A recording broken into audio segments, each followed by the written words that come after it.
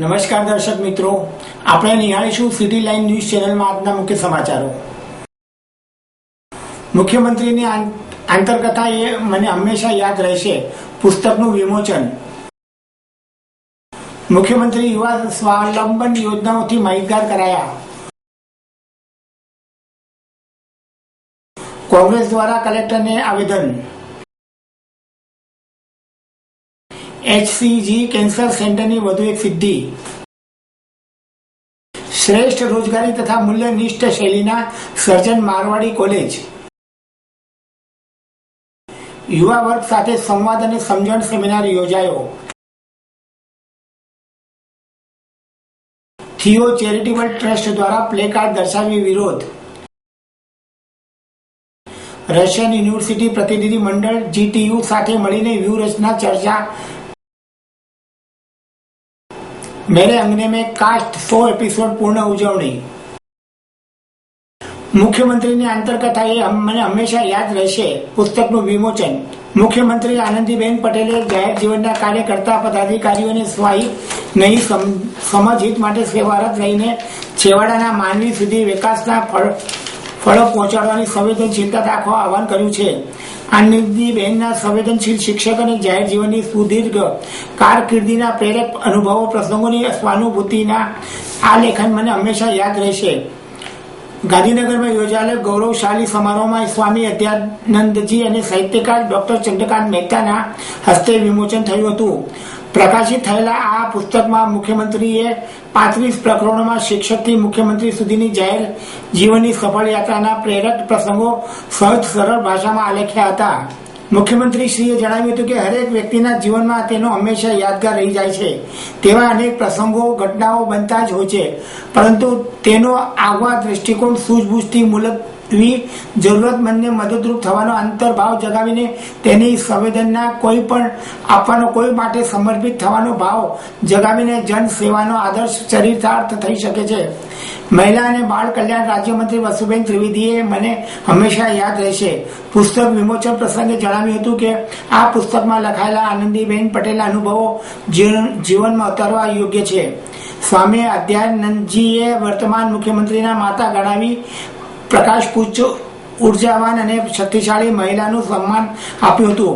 તેમણે આશીર્વાદ પ્રવચન આપતા જણાવ્યું હતું કે સમાજની વર્તમાન સ્થિતિ પ્રત્યે અંગુલી નિર્દેશ કરતા કહ્યું હતું કે ભણેલા લોકો આજે શુષ્ક છે તે વાતનું દુઃખ છે.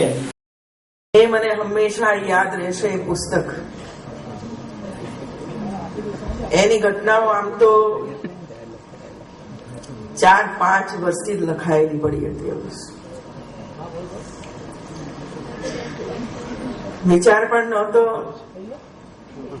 ક્યારે છપાવી રહ્યો છે. મને પણ ખબર નહોતી કે આ બધા પાછલા બારણે આ પુસ્તક છપાવવા માટેનો પ્રયાસ કરી રહ્યા છે. એમાં હંમેશભાઈ જોડાયા અને પુસ્તક તૈયાર થયું ત્યારે એની પ્રત જોવા માટે મને મોકલી આપી. મેં પણ ફરી વાંચ્યું કે આ છપાવવા જેવું છે ખરું. થોડાક મિત્રોનો અભિપ્રાય પણ લીધો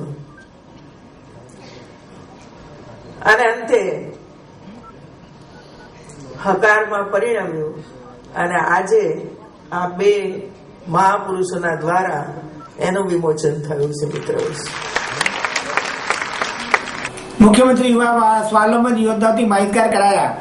માનનીય મુખ્યમંત્રી શ્રીમતી આનંદીબેન પટેલ મુજબ મુખ્યમંત્રી યુવા સ્વાવલંબન યોજના અમલમાં મૂકી છે.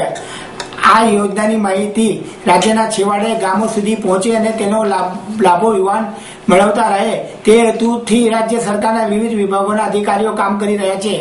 મહેસાણા જિલ્લાના માહિતી કચેરી દ્વારા પણ મુખ્યમંત્રી યુવા સ્વાવલંબન યોજનાના પ્રચાર પ્રસાર અર્થે વિસનગર તાલુકાના ગામોમાં પ્રવાસ કર્યો હતો. તાલુકાના પાંડુ ખાતેની માધ્યમિક શાળામાં આ માટેની સેમિનાર યોજી વિદ્યાર્થીઓને જાણકારી આપી હતી. જિલ્લાના નાયબ માહિતી નિયામક પરેશ શાહે આર્થિક રીતે પછાત યુવાનોને શૈક્ષણિક ક્ષેત્રે રાજ્ય સરકારની વિવિધ યોજનાની સહાયોની જાણકારી આપી હતી તેમજ સરકારી નોકરીઓની વય મર્યાદા વટાવી ચૂકેલા યુવાનોને નવીન તકો સરકાર તરફથી ઉપલબ્ધ કરવામાં આવી હોવાની જાણકારી આપી હતી. કોંગ્રેસ દ્વારા કલેક્ટરને આવેદન. રાજકોટ સહિત રાજ્યભરમાં કાયદો અને વ્યવસ્થાની સ્થિતિ કથળી ખાડે ગઈ છે ત્યારે વર્તમાન સરકારના પાપે લોકોને જીવો પણ ભારે પડી ગયું છે. આવી પરિસ્થિતિમાં ભાજપ સરકાર પોતાના રાજ્યમાં વધી રહેલા ગુનાખોરીની સ્વીકાર કરે તેમજ જિલ્લા તાલુકા પંચાયતની ચૂંટણી પાછી ઠેલવવા પ્રજાદ્રોષ કરી રહી છે.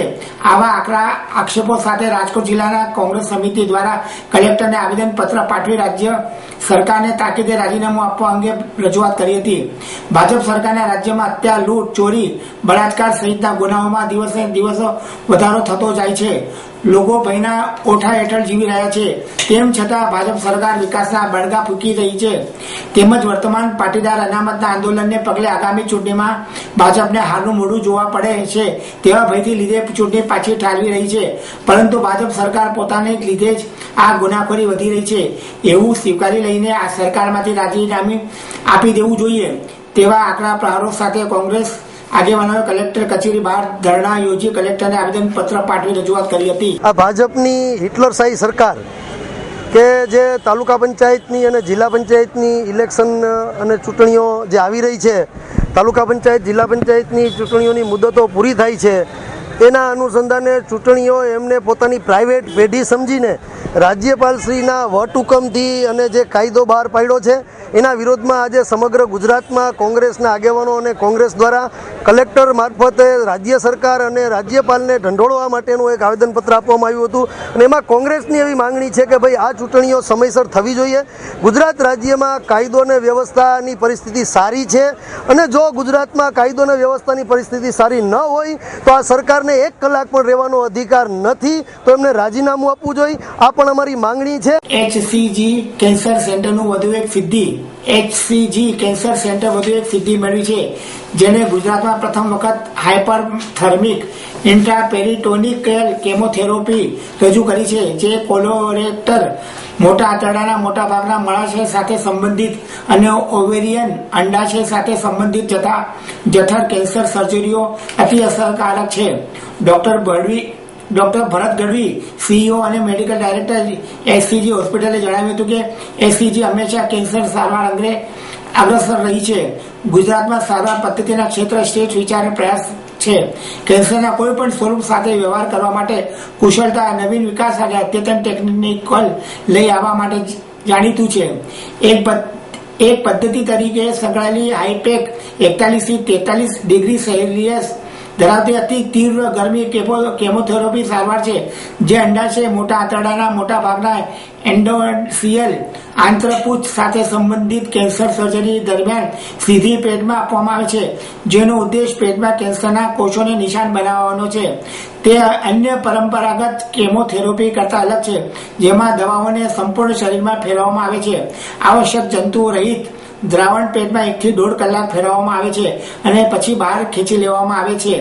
આ ક્ષેત્રમાં કાર્યરત HCG નિષ્ણાતોના જણાવ્યા મુજબ હાઈપેક સુવિધાઓ દરમિયાન ઊંચું તાપમાન કેમોથેરાપી દવાઓને સારી રીતે શોષે છે અને સર્જરી પછી બાકી રહી ગયેલા કેન્સરના સૂક્ષ્મ કોષોનો નાશ કરવામાં મદદરૂપ થાય છે. HCG કેન્સર સેન્ટરના GEI હેપેટાઇબિલરી કેન્સર સર્જન અને ડિરેક્ટર ડોક્ટર જગદીશ કોઠારીએ કહ્યું હતું કે HCG કેન્સરને સંશોધન અને સારવાર તેમજ ગુજરાતના પ્રથમ વખત હાઈપેક લાવવામાં છે. HCG પદ પ્રદર્શક છે. હાઈપેક આશીર્વાદ રૂપ નીવડે છે. હાઈપેકનો ઉદ્દેશ દર્દીને કેન્સર સામે વધુ અનુકૂળ અને રાહત સાથે લડવા દેખીતી રીતે ગાંઠોને દૂર કર્યા પછી કેન્સરના કોષોનો નાશ કરવાનો છે જે ચોકસાઈ અને કુશળતા માંગી લેતી કામગીરી છે અને આંતરડાની પ્રથમ સર્જરી કરી છે અને તેમાં સફળતા મળી છે.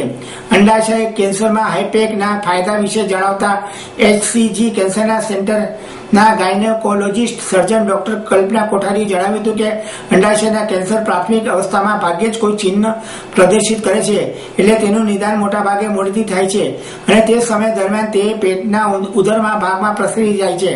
આ પ્રકારના કેસમાં પ્રમાણભૂત સારવારને બદલે હાઈપેક સારવાર લીધાના 5 વર્ષ પછી દર્દીના જીવિત રહેવાનો દર 30% વધારે સારો હતો. હાઈપેકના ઘણા ફાયદા છે. જ્યારે તેમાં કેમોથેરાપી, ઊંચી માત્રા હોવા છતાં તેની અસર શરીરના અમુક અંગ પૂરતી મર્યાદિત બની જાય છે, ત્યારે તે કેન્સરની સારવાર આડઅસર ઘટાડે છે અને કેમિયોથેરાપી અસરકારક વધારે છે અને કેન્સરના વધુ કોષોનો નાશ થાય છે. દર્દીઓને હાઈપેક સારવાર આપતા અગાઉ ડોક્ટર્સની પેટની અંદરની રહેલી દેખાતી ગાંઠોને દૂર કરવા સાયોટિરેક્ટિવ સર્જરી હાથ ધરે છે. આ સર્જરી વિવિધ સર્જિકલ પદ્ધતિઓનો ઉપયોગ કરવામાં આવે છે, જેના દ્વારા સર્જરીના પેટમાં તમામ દેખાતી ગાંઠો દૂર કરાવવી પડે છે. પછી કેન્સરના બાકીના કોષોનો નાશ કરવા પેટમાં ગરમ જંતુ રહિત કેમિયોથેરાપી દ્રવણ આપવામાં આવે છે. હાઈપેક એવા દર્દી માટે સારવારનો ઉપયોગી વિકલ્પ છે જેમના પેટમાં અંદર કેન્સર ફેલાઈ ગયું છે પણ પેટની બહાર આ રોગ દેખાતો નથી. આ પ્રકારની સારવાર માટે એક અનુભવી ટીમની જરૂર છે અને તેમાં સર્જન ઉપરાંત નિષ્ણાત એનેસ્થેટિક્સ, કેમિયોથેરાપી નિષ્ણાત અને ક્રિટિકલ કેર નિષ્ણાત પણ અગત્યનો ભાગ ભજવે છે. ડૉક્ટર જગદીશ કોઠારી, હું એચસીજી કેન્સર સેન્ટરમાં પેટના મૂળ આંતરડા, લીવર અને પેન્ક્રિયાઝના કેન્સરની સર્જરી માટેના ઓપરેશનો કરું છું. સર, ખાસ કરીને આંતરડા અને અંડાશયના કેન્સર થવાના કારણ શું છે? આંતરડાના કેન્સરમાં મૂળભૂત રીતે એક જીનેટિક રીઝન હોય છે કે જે દર્દીને વારસામાં આગળ ઉપર ફાધર મધર કે બ્રધર સિસ્ટરને થયા હોય તેને વારસામાં કેન્સર આવતું હોય છે. અને બીજા જે કારણો છે તેમાં આલ્કોહોલ એ ડેફિનેટ રીઝન છે અને ટોબેકો પણ કોઈ પણ પ્રકારથી જો લેવામાં આવે તો પણ આ કેન્સર થતું હોય છે.